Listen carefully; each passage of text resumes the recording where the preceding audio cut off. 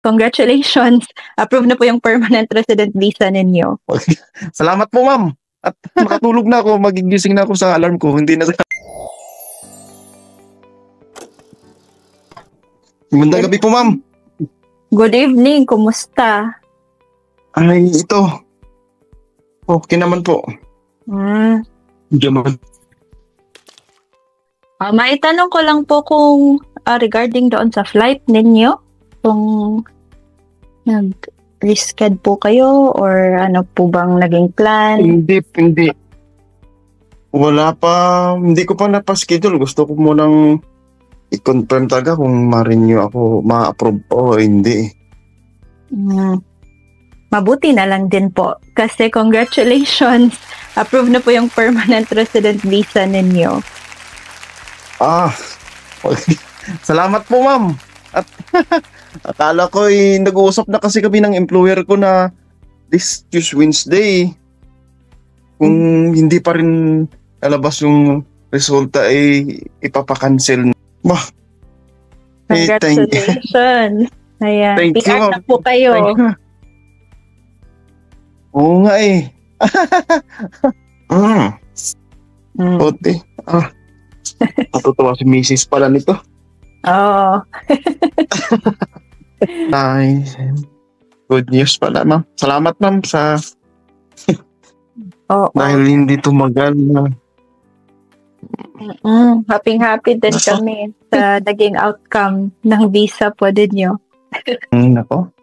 Akala ko nga, parang niisip ko na nga rin, sabi ko siguro ito na yung consequence na kumbaga yung iba noon pinauwi ng maaga, hindi pa nakabayad ng utang. Ako na pagbigyan pa ng another year and then nag-resident.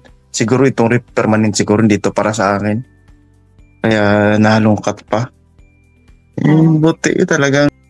So, anong ibig sabihin lang? Nung una pag-apply? Yung PR po ninyo, di ba kayo lang yung nag-apply? Sa experience po ninyo, bale you think may advantage or may difference po ba na yung kayo lang ang gagawa or merong guidance from advisor? Kung tutusin naman, kung time na yun na may pera ako, yung DIY ko na kasi yun, na bago pumunta dito may experience either Japan o Saudi, nakalimutan ko na talaga yun. Sabi ko nga, naku, bakit pa ako nag-DIY? Sana dumiritso na ako kay Ma'am Sheila pala. Kasi ganun din nung residency ko, siya din nag-process ng residency ko. Nakalimutan ko na talaga kung dumiritso na sana ako.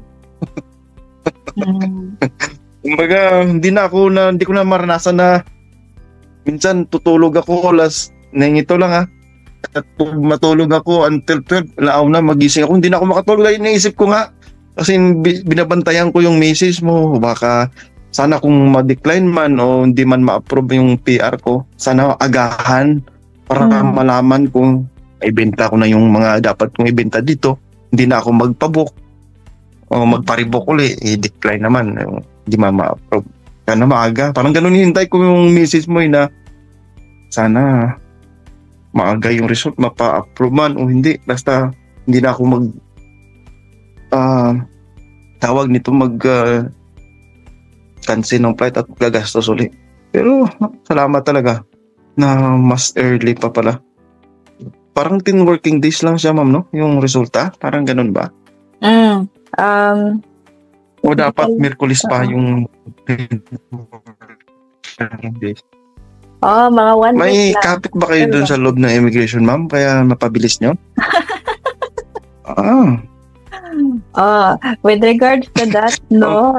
So yun ang that is yung what we do for you.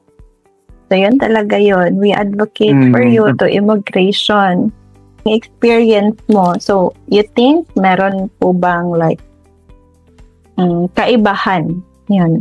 Kaibahan sa kung kayo lang ang gagawa or kung merong advice? Malaki kaibahan, ma'am. Kasi pag naibigay mo na yung lahat ng hinihingi ng immigration advisor mo, parang ikaw kampante na rin ba? Siguro kung nung umpisa pa kayo na ang gumawa, siguro Mas maaga nalaman ko yung resulta. Hanggang 2000, April ko pa, April 14 ko ba yun? Baga, nagkaroon pa nga ng na-stress ka, ma-stress ka.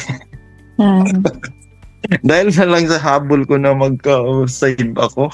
Yun nga. Pero salamat talaga. Gumastos man, pero yung assurance talaga. Yun talagang kaibahan ng assurance na minsan kung may pagkukulang man, i-update ka ng advisor mo. Totoo lang, dapat pinadaan mo na diretso sa inyo. Sa kwan na yan. Dahil nga nagtititin. At least makatulog na ako, magigising na ako sa alarm ko, hindi na sa sa kung anong mangyari. Oo, talaga naman. Naku, matutuwa si misis nito. PR na. Masaya na din yung family mo with that. Oo nga ma'am, talagang akala ko nga talaga hindi ako maan. Sa akin, sige. Kaya nag-iisip na ako anong magiging negosyo ko sa Pinas or mag-apply ako Australia or Canada. Talaga naman Mabait pa rin si Lord So, parang what's the best thing to do sa pag-a-apply ng visa para po sa inyo? Well, tulad sa inyo, mas magandang dumiretso na.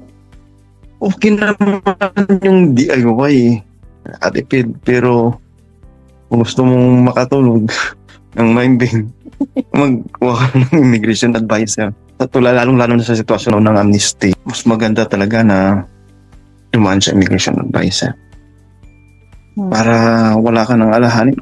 Gagastos ka pero yung assurance yun sa mag-DIY. Ito sa gustong mag-DIY, nasa sa kanila pero sa akin lang, mas maganda talaga na may immigration advisor. Iwas stress. Maaga, malalaman mo na maaga. Tulad nito, kung siguro nung nag-miss, buti na lang talaga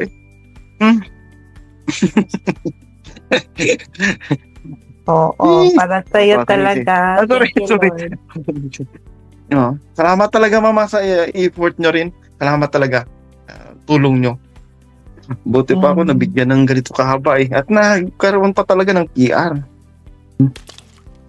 So, yung journey po ninyo in New Zealand will continue. Again pa once again, congratulations. So, masayang. Salamat talaga mama. Salamat talaga. Sabi para sa inyo. Tamagin nga salamat ma'am. Oo. Padayon ka lang, kid. So, next time, ang family mo naman, para sama-sama na, upod na kamuti. Contact lang ko sa imo, ma'am. Oo. Bye-bye, ma'am.